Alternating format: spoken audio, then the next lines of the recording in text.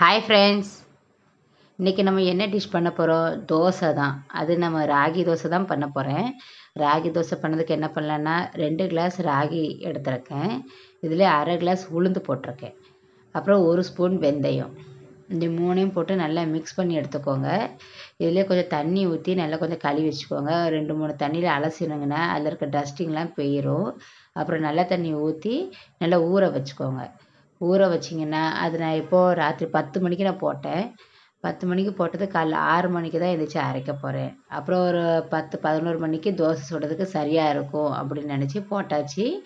அப்புறம் காலையில் பார்த்தா நல்லா ஊறி வந்துட்டு, இந்த தண்ணியே கொஞ்சம் வச்சுக்கோங்க. நல்லா அலசி வச்ச தண்ணி தானே.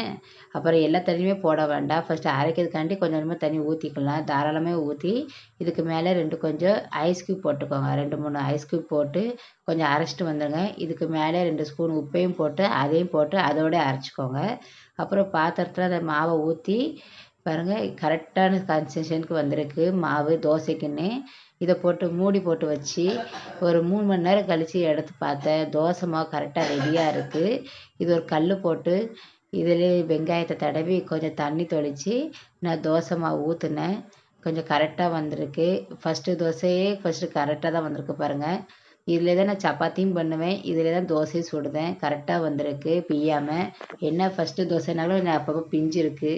இதை நான் டைரெக்டாகவே உங்களுக்கு சுட்டு காமிச்சிருக்கேன். இல்லைன்னா 2, 3 தோசை சுட்டதுக்கப்புறம்லாம் இல்லை, டைரெக்டாகவே இது ஃபஸ்ட்டு தோசை நல்லா வந்திருக்குங்க. அரிசியே சேர்க்கல, வெறும் ராகி மாவு, ராகி, உளுந்து, வெந்தயம் தான்.